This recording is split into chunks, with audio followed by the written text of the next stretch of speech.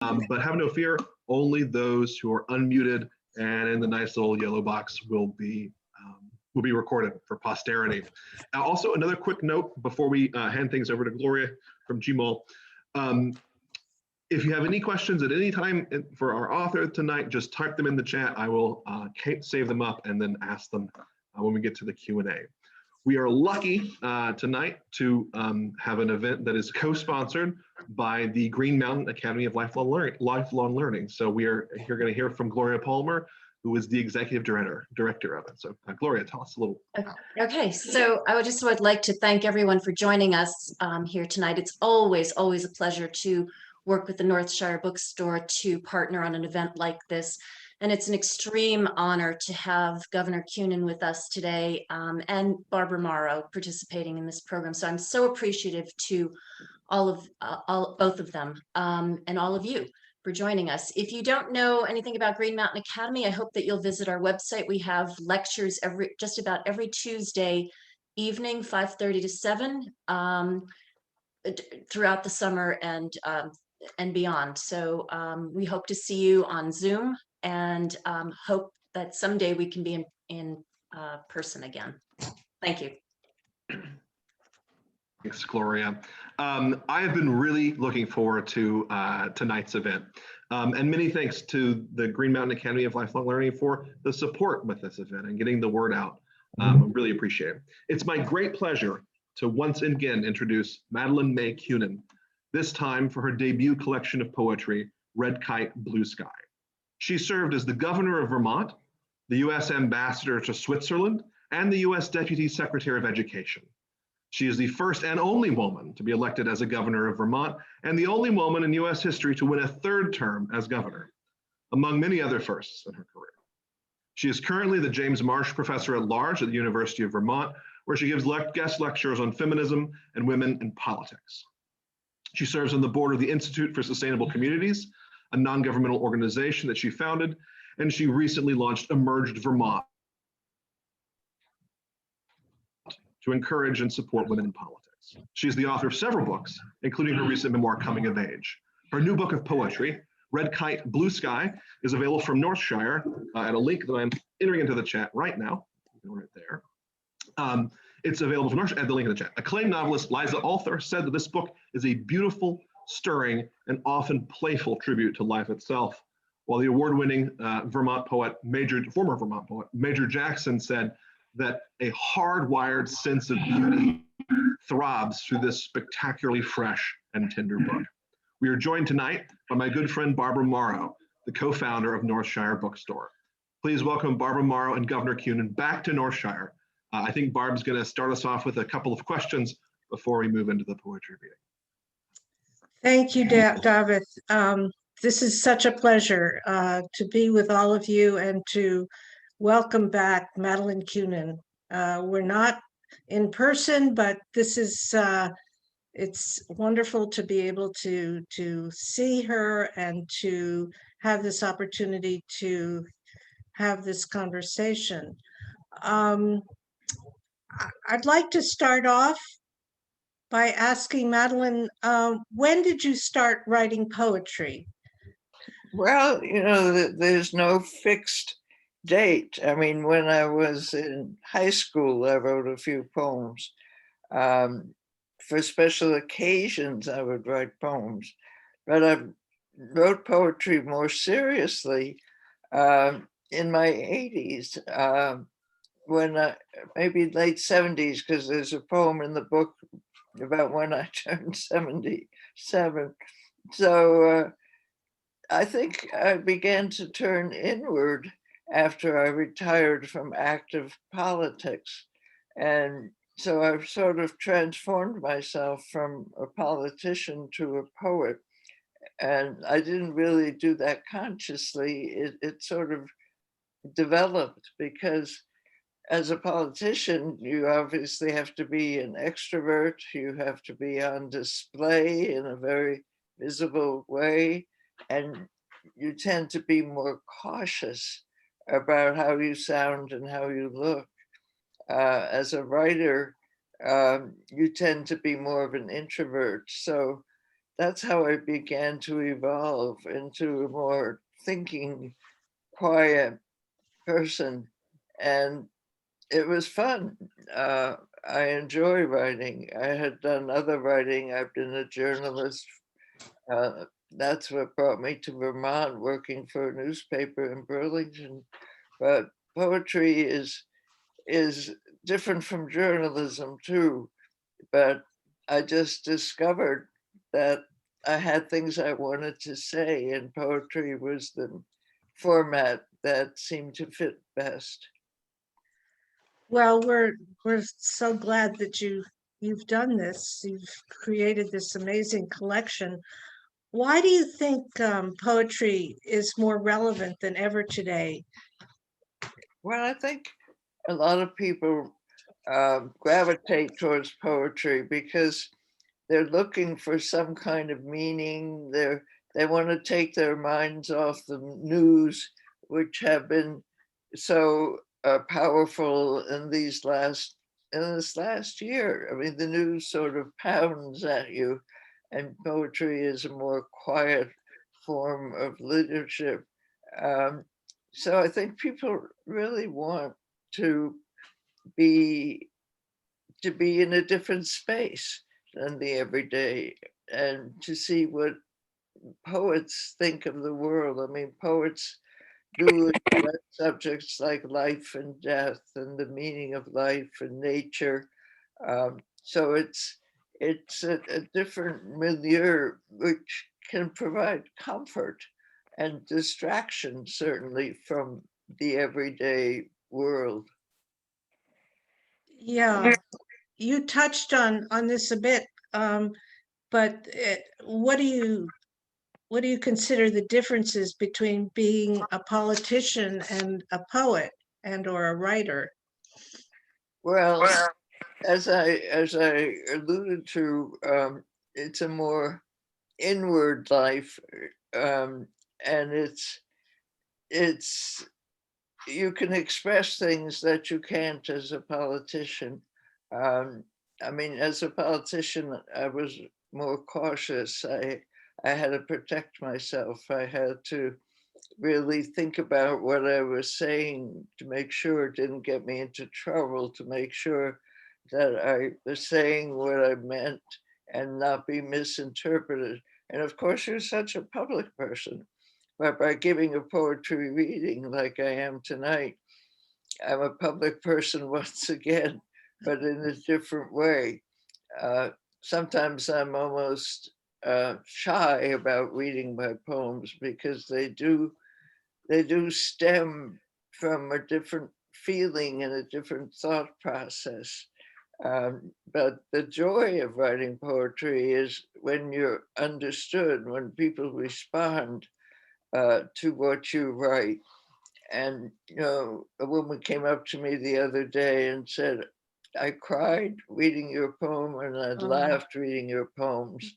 So the fact that it touched her own emotions made me feel very good that I had succeeded in linking with her in her feelings. That's lovely. You seem unafraid of exposing your innermost feelings. It's a very personal medium. Yes, it is. And sometimes when she told me this afterwards, I thought about it and I thought maybe I'm making myself too vulnerable, exposing myself in a way that might be embarrassing. But the fact that she had a positive response, um, that made me feel safe, that it's okay. And how does it feel to be vulnerable on the page?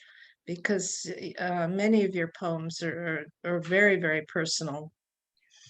Well, I sort of think it's somebody else. Ah, yeah.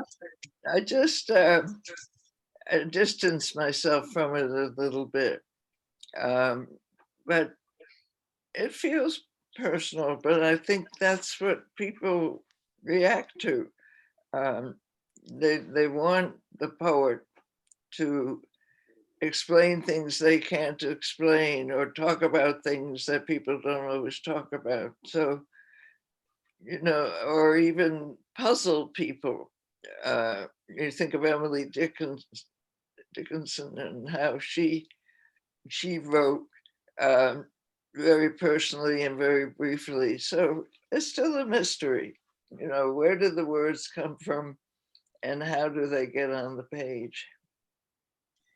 I'm always interested in the writing process. In your poems, do they flow, or do you have to search for words or ways to express yourself? No, I have to search. And you know, some people think if you're a poet, the words just come to you all perfectly, and you can just be the interpreter and put them on the page the way you have them in your head. But it takes time. I write. We have a little writers group at Wake Robin where we get together and just silently write.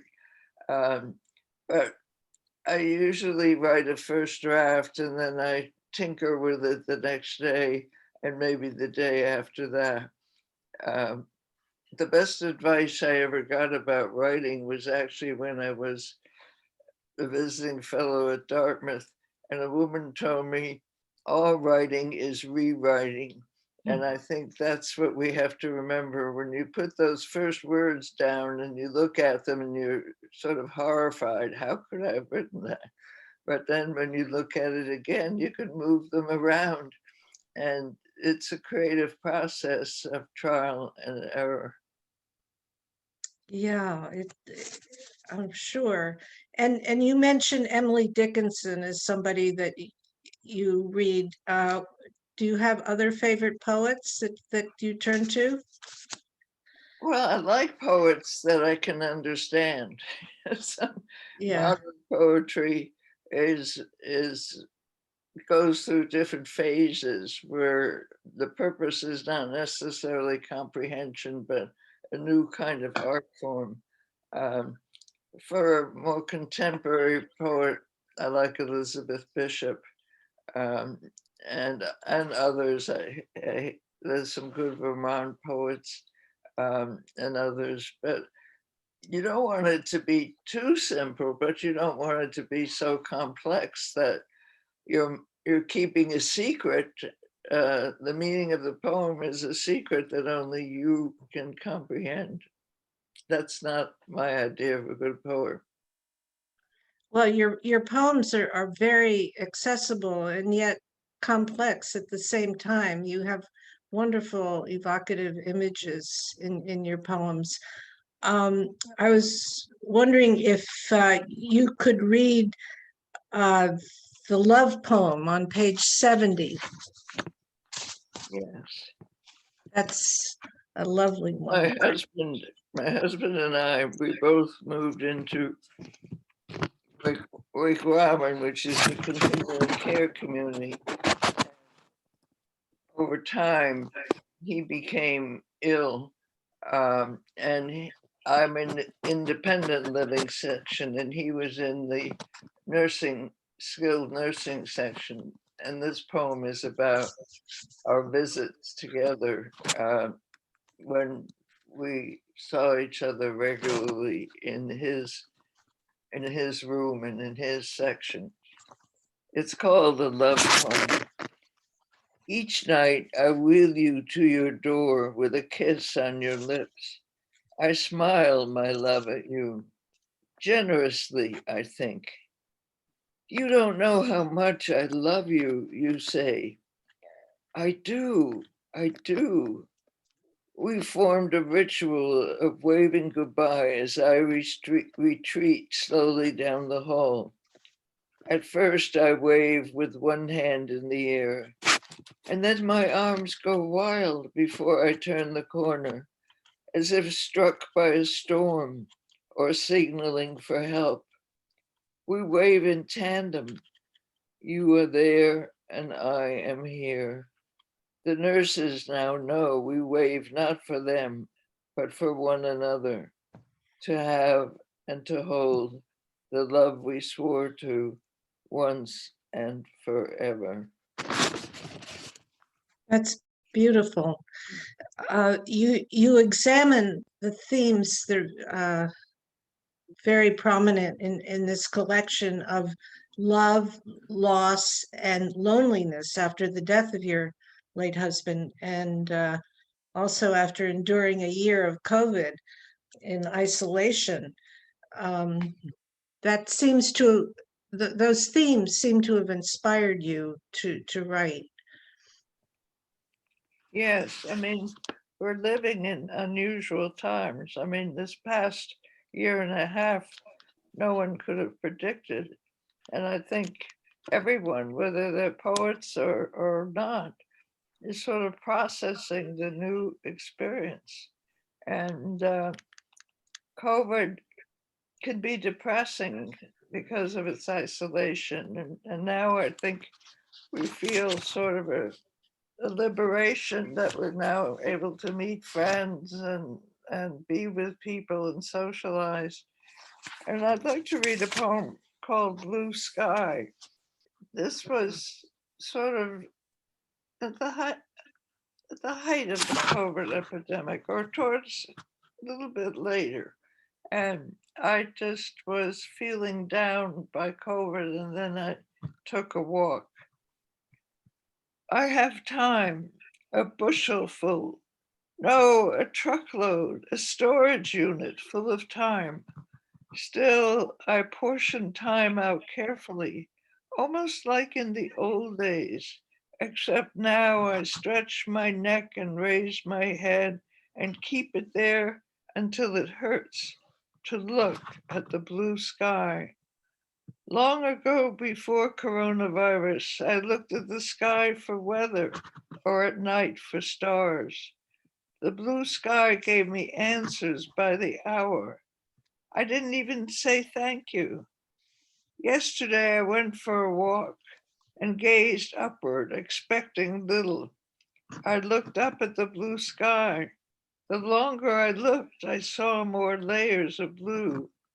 The blue sky had depth, a clean teacup of blue without a crack.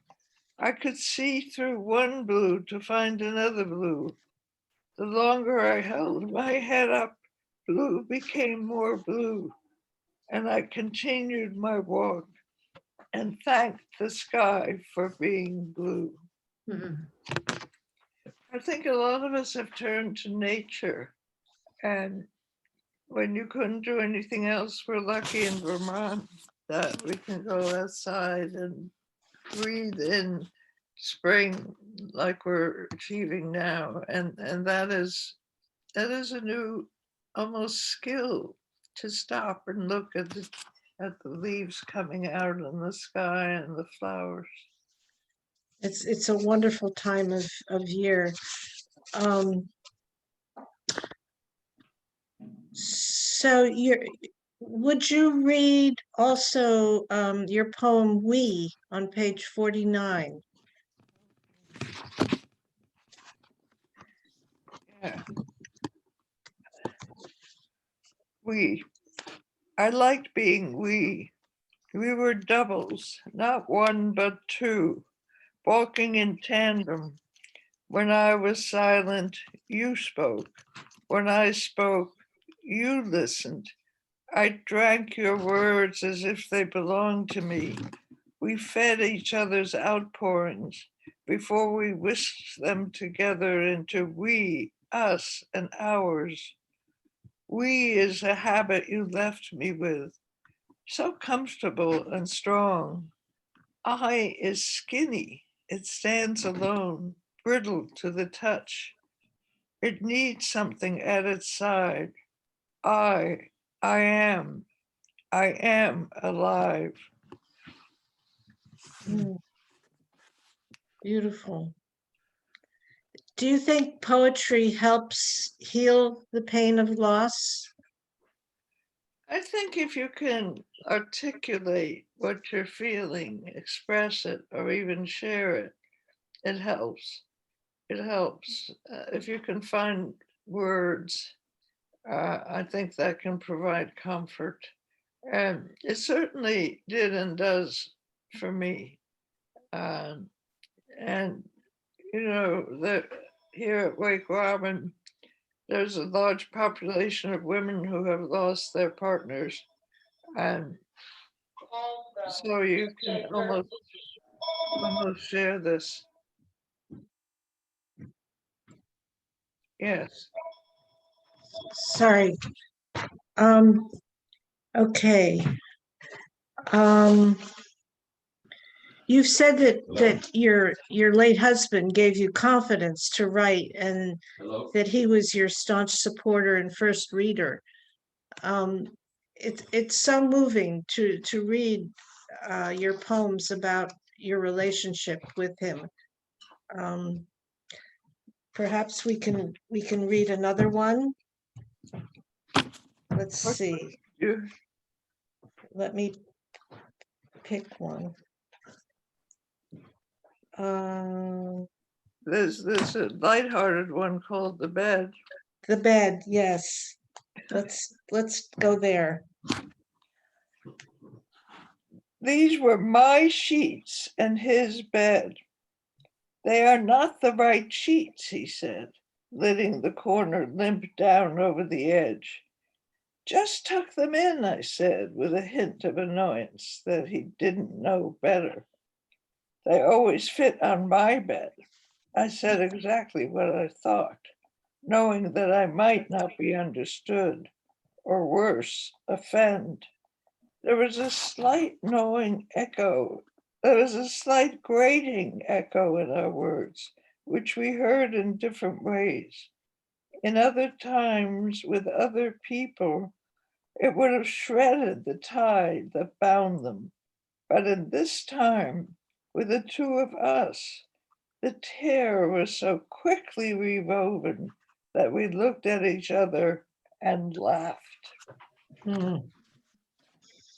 Nice. It seems in our culture, death is mostly not spoken about, yet it is a prevalent topic in your poems. How do you think of death? Oh, that's such a hard question and such a simple question. I think as I get older, I think more about it, but I don't want to be captured by it either. I mean, I still want to live the years that are left to me with joy and curiosity and anticipation. But I'm 87, and you know, the logical time, I'm a sort of cozying up to 90 and maybe beyond.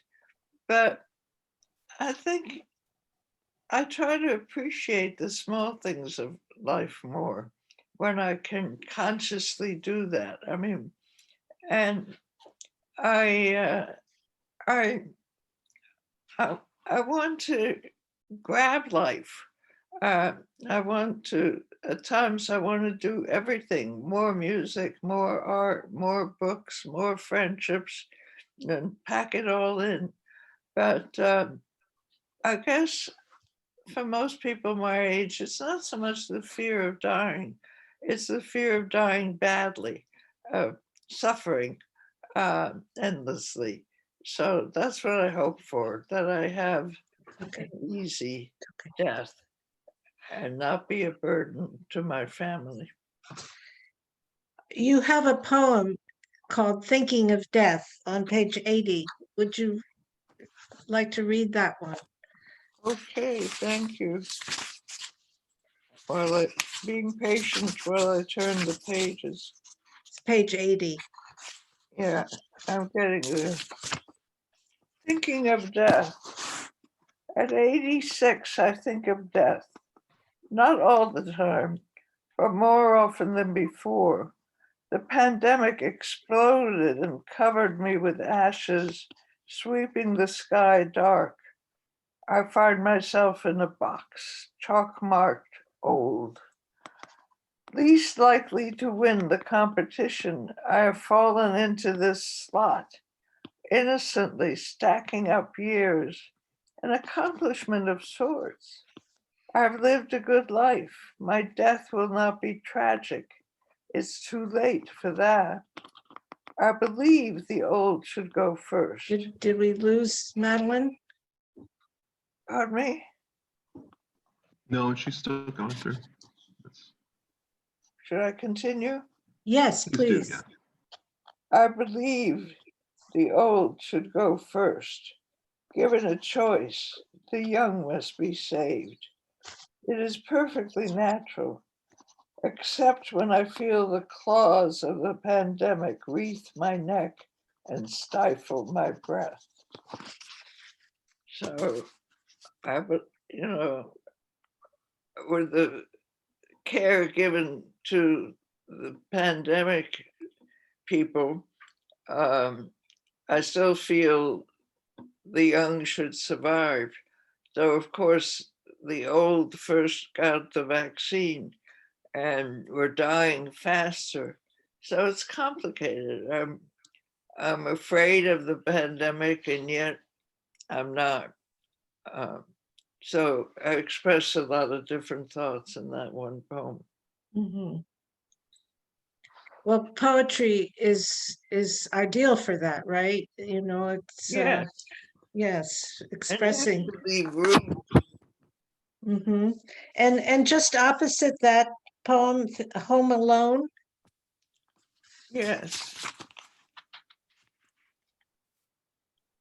Maybe before that, I'll read a lighter poem Okay. about my cat. Oh, that's a wonderful one. Yes. I have a cat from the Humane Society, and she's turned out to be very knowledgeable and very affectionate. But like all cats, she definitely has a mind of her own. But she does inspire me to write. This poem is called Cat. My cat plumps herself on the straight arm of my sofa, feet tucked neatly under her coat, purring her song. He invites me to smooth her, to feel her pillow under my hand. I'm not invited inside her thoughts. She sits mute as a Buddha carved from stone. Whoosh! She streaks to the next room as if on fire, sees something I can't see, hears something I can't hear.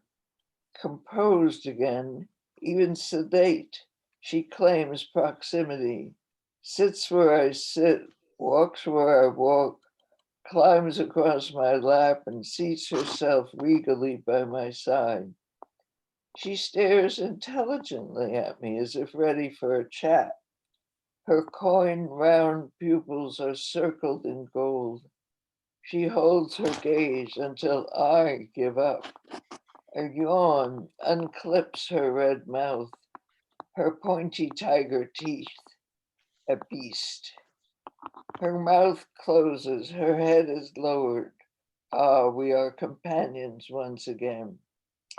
Good kitty, I say in my baby voice, and think I'm falling in love. Until she paws herself onto the dining table as if it were her place to sit across from me. Off, I yell, nothing. Down, I shout, nothing. She is like an Egyptian statue buried with Tutankhamun. Impatient, irritated, I exercise my two-handed superiority and drag her down, pulling against her needle claws. She finds a chair that fits her form and sleeps the day away. She is a night creature, silent in her roaming until crash, I startle. What is it? Tablecloth askew, candlesticks toppled, candles unhinged. My sweet cat, having terrified herself, has slipped into oblivion. Together again we sit on the sofa, her flank wedded to my thigh. Her small chin lifted high rests on my arm. I feel her cool breath hover over my willing wrist. You're such a good kitty, I purr. Lying in bed at night, I wait for her usual visit. She gives no hint of her stealthy approach. A quick paw lands on my chest, then another, until 4 paws have stepped over my body. She plants herself on the other side and searches until she finds a nest between my twigged legs. She curls herself into a coiled rope, no beginning or end.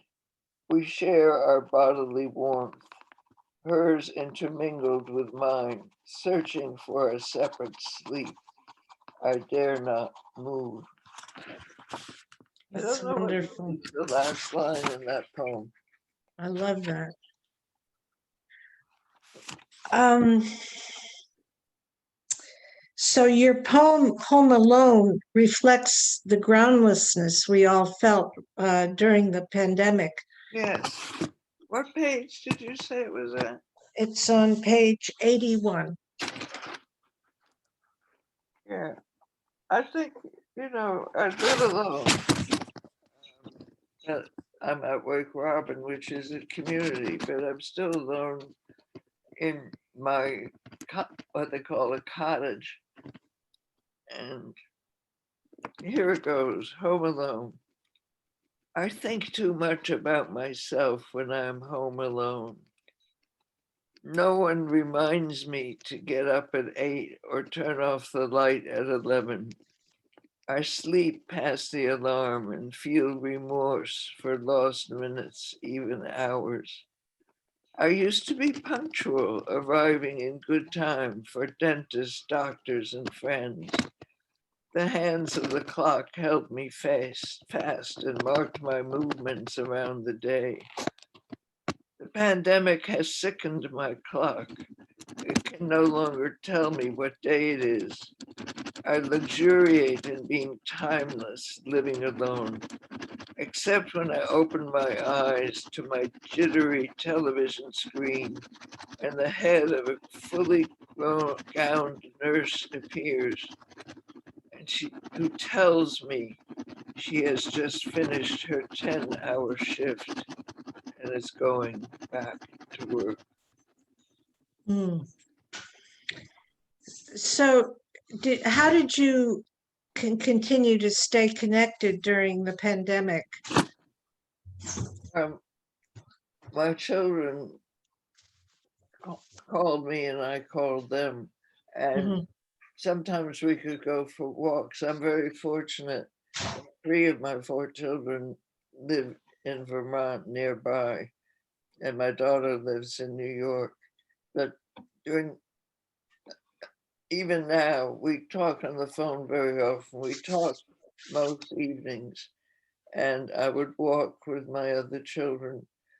And the telephone became very important, even with friends. Sometimes I just look at my contact list and say, I haven't heard from so-and-so for a long while. And they would do that with me too. So that was a saving grace. And then actually my cat. I hate to become one of those little old ladies who relate to their cats as human beings, but this cat is almost a person. And it's nice when you walk in the door that the cat is there. And I would read a lot. I'd watch the news a lot, especially before the election and afterwards. So I tried to stay in contact, but most recently, the dining room in Wake Robin, where we eat our meals, except those who do takeout, just opened about 2 weeks ago.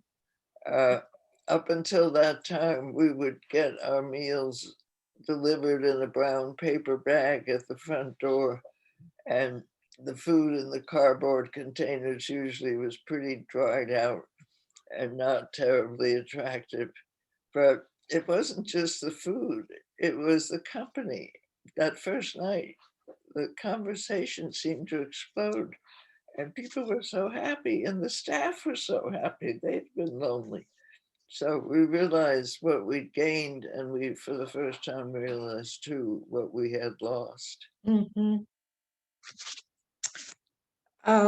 You mentioned watching the news. How are you feeling these days about politics? You've obviously immersed yourself in politics for a good part of your life, and then decided to retire. As you say, you knew that there were other things in life that you wanted to do besides being governor.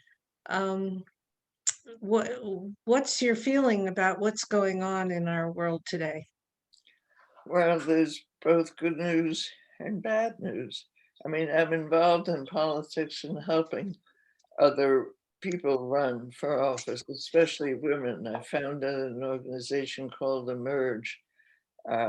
We're one of 24 states that have a program that teaches and coaches women to run for office.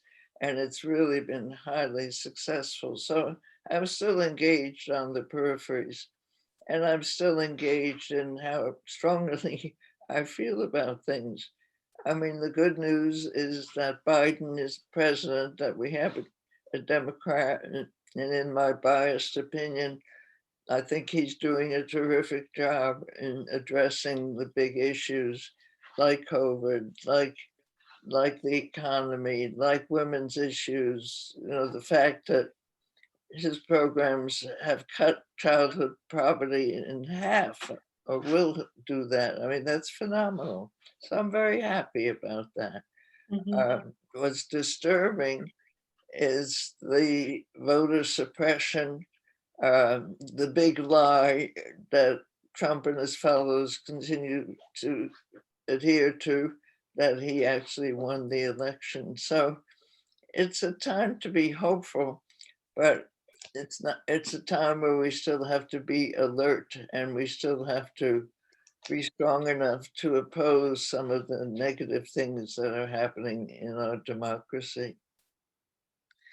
Do you still see yourself as being an active participant? I mean, now that we're able to let our guard down, so to speak.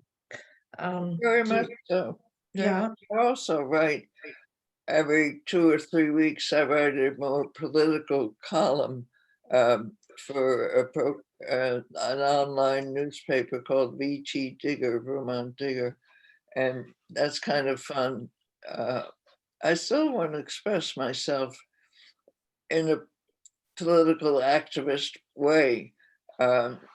And I used to do a commentary for the public radio station, but they stopped doing that. So that's why I went to VT Digger, where I can also be more partisan, which is kind of fun. Yeah.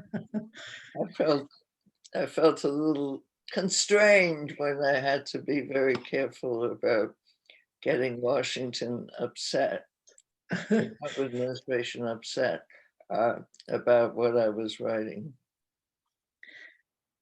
You have a poem, I Can't Breathe, on page 86, which is very, very powerful. Would you care to read that? Yes, like everybody else, I was very affected by the murder of George Floyd. It just and the marching and the protests. And in this poem, I sort of wish I were out there in the streets. I can't breathe. I'm falling into fear, unwinding the ties that bind, are splitting into shreds that float from a virus-infested sky. A black man couldn't breathe because a white man pressed down on his neck. Mama, he cried before he died after more than 9 slow minutes. I sit in my chair here at home, where I tried to move close to where they marched down pulsating streets, opening their red mouths to needle-pointed smoke, choking on injustice. Mm. I still want to be in the action.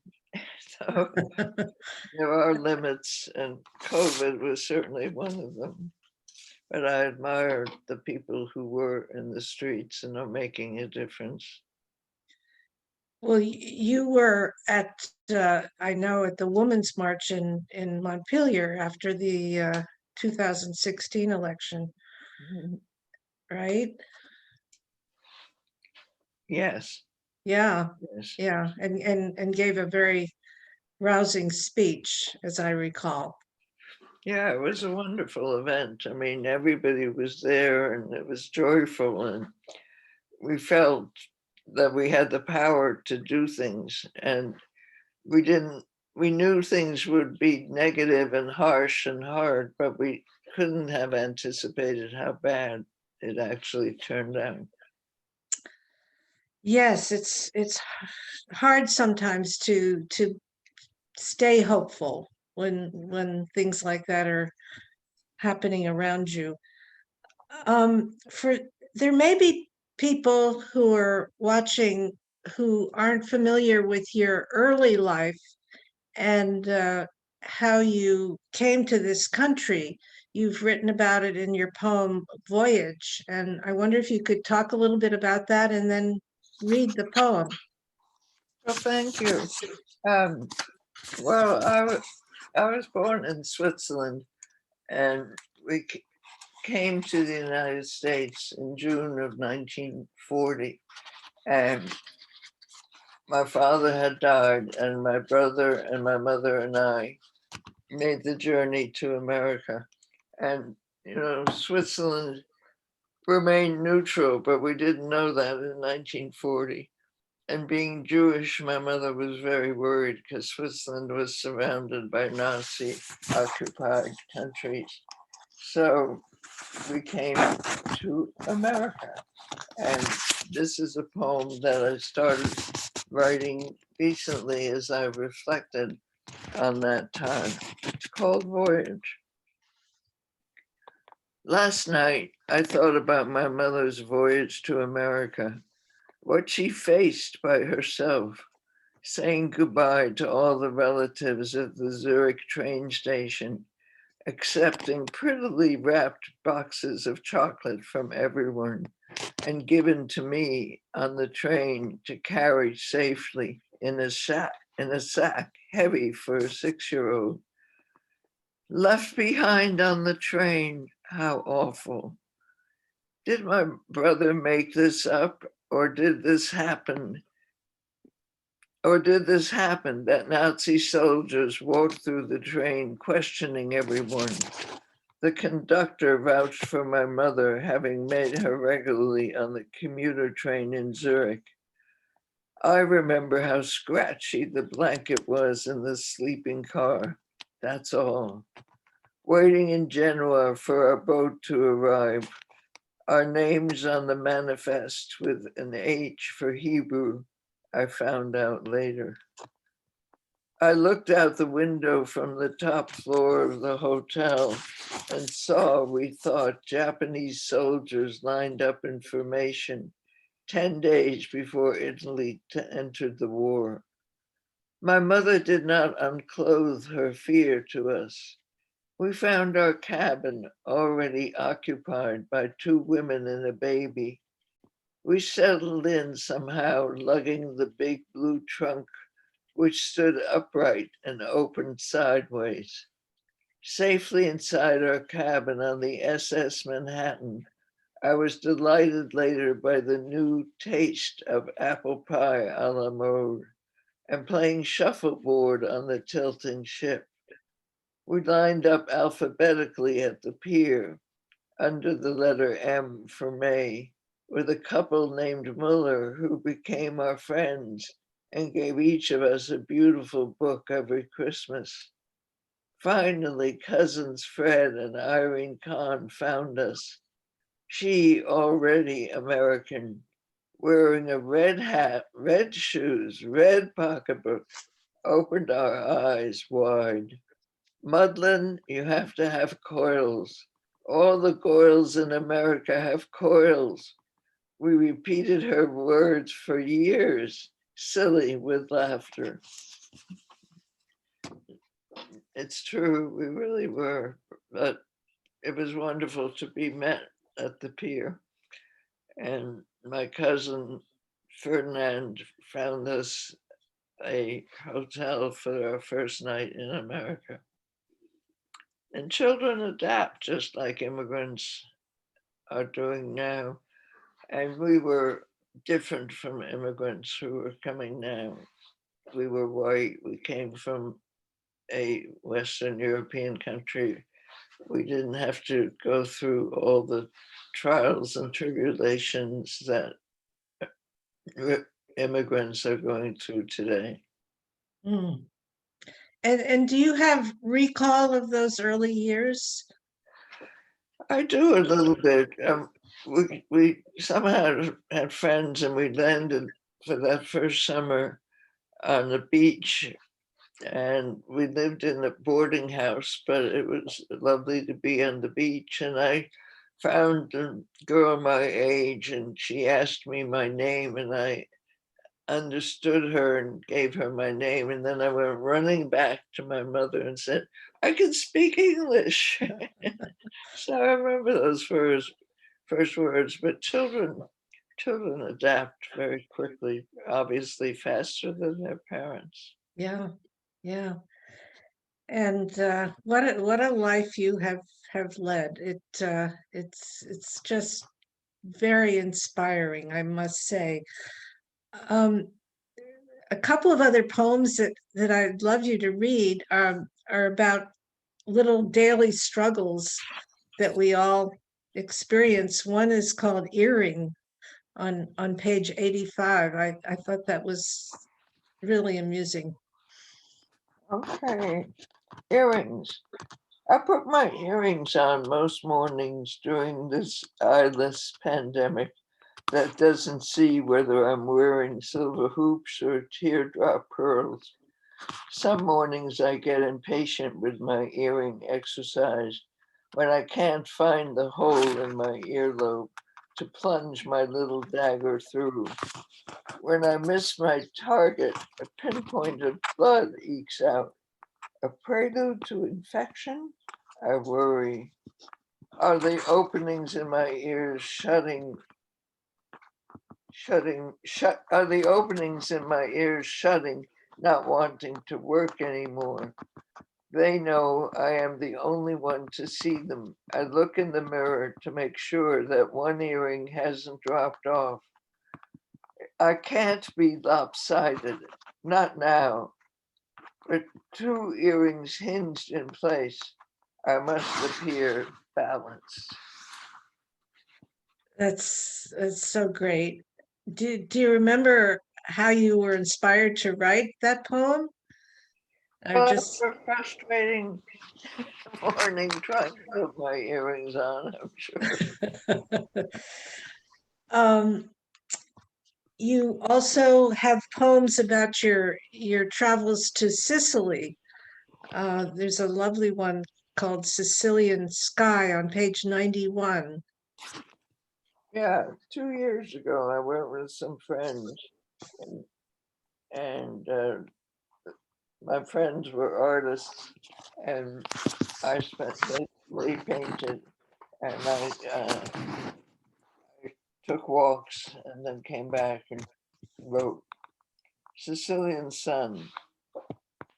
The Sicilian sun melts my argument against myself, heat coating my body with forgiving warmth that pierces my bones. I search for who I am, who I may become before death drags me deep. My eyes browse the surface of sea and sky. I have loved, but not long enough. I have wept when love left me. I rest on the line where the sea drops from the sky. I slip into the water, deep cold and black. I flail against the wall, gulp against my will, fight against the pull, thrust up again. I sputter for breath, blink at the light, reach for the sun and breathe.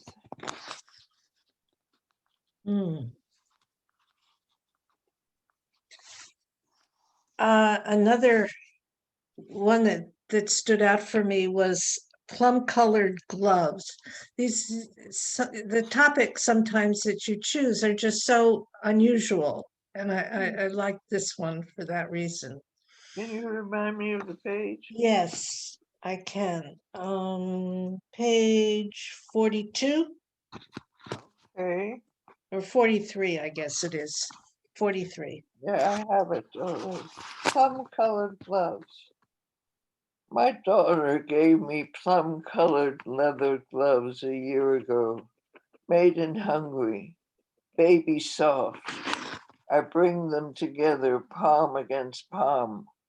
I place one bare hand over the gloved other, slip-covered bones stretched taut. They've been in the box for almost a year, for safety. Gloves are easy to lose. They fall out of pockets, abandoning their mates. I've held one onto widowed gloves too long, hoping for couplings. Now at 83, I take my new gloves out and pull them on like a new skin. The sad part about the story is I did lose those gloves. I was getting out of a taxi cab in New York City, and I must have had them in my lap, and they fell on the street without my knowing it. The taxi drove off before I could look for them. So it's sad to lose plum-covered gloves given by your loving daughter. Yes, indeed. Can we turn to a couple of poems about your observations of nature and the changing seasons? I've chosen lilacs on page 17, which is very topical for this time of year. Yes. Lilacs. The lilacs were patient all year, packaged into small Ziploc bags that allowed them privacy in preparation for spring exposure. They waited until ripeness burst them open, releasing their lungs and dangling their colors in the warming air. How did they know when it was time to offer their scent? How did they know when to shrivel into brown kernels that keep their secrets and emit nothing? So you have said that taking walks was something that you did during COVID and that it helped. Would you come back and write a poem, or do these poems come from other times? I don't really know. I think, well, evidently the blue sky inspired me after a walk, Mhm. and just enjoying the lilacs and their generosity inspired me to write. But it can just be a little pinpoint of light, and then you have to develop it, and that takes obviously more time. You don't go for a walk, sit down and write a poem. You have to work at it a little bit, but not too hard, so it doesn't sound labored. It's supposed to sound spontaneous, but I think most writers know that to sound spontaneous, you have to really work hard.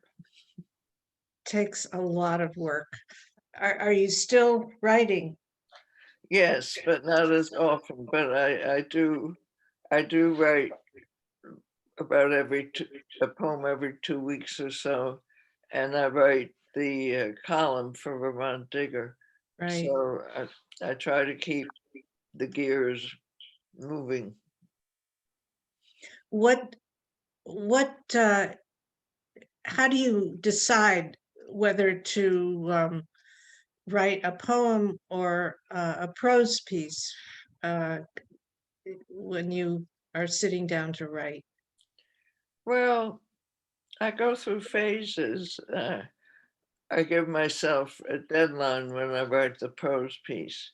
And I have to think of an appropriate subject matter. And so I need the 2 or 3 weeks in between the prose pieces to sort of let things develop. And the poem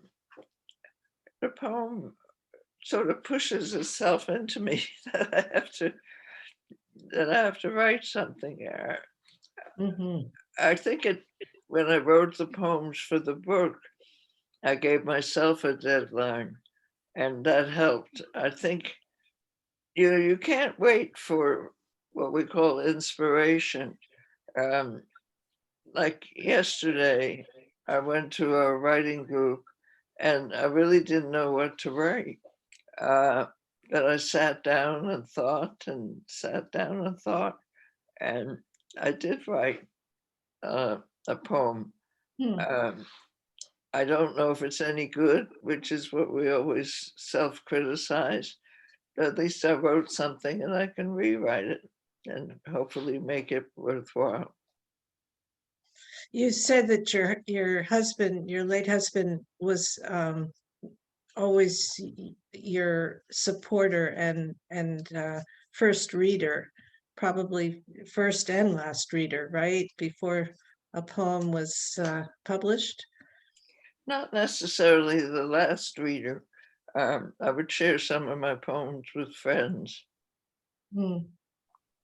Yes, but he gave me confidence. I don't know, it's hard to explain, but the fact that he encouraged me and gave me positive feedback made it more possible for me to become vulnerable by revealing my feelings and emotions. Hmm. So nice. David, do we have any questions before we leave? We do. We've got one question. And so if there's any other questions, please type them in the chat. But so far we've only got one. That's from Susan. And Governor Kunin, she asks if there's a particular time of day that you write your poetry. I used to think the morning was best, and sometimes I still do, but one time I was trying to get to sleep and some thoughts came to me and I was afraid I'd lose them. So I got up and put them down on my laptop. Another time, fairly recently, some thoughts came to me and I didn't get up. And next morning, I had no idea what I was thinking. So I've learned to write at different times of day. We can't, I tell this to others and I tell it to myself, you can't wait for the right moment. I mean, there is some discipline to writing. And you just have to say, I'm going to do this. And then you can always go back and revise, as I said at the beginning of this discussion. In writing, there's usually a black crow sitting on your shoulder saying, no good, no good, no good. And you just have to shoo that bird away and continue. That's such a human response. We all can relate to that, I think. Yes, yes. We're very self-critical, at least most of us. Yes, indeed. I'm afraid we are out of time, but there is one last question here from Denise and a comment. She says, your book made me really reflect on mortality and inspired me to write and have more life experiences while I'm young. Thank you so much. And she also wants to know if there is a favorite poem of yours own in your book. No, I don't dare do that. I might offend the other poems. I love your responses, Madeleine. You combine such humor with complexity and feeling, and I am so grateful for this opportunity to have been with you this evening. Thank you so much. Well, my pleasure. It's been great to be with you and have this extended conversation. Thank you. Absolutely. We look forward to having you come back in person to the Northshire. I look forward to that too. Wonderful. Thank you both so much. You can order a copy of Red Kite, Blue Sky at northshire.com. I've put the link in the chat a couple of times. Have a wonderful evening. Great. Thank you This has been so lovely. much. Thank you. Bye-bye. Thank you all.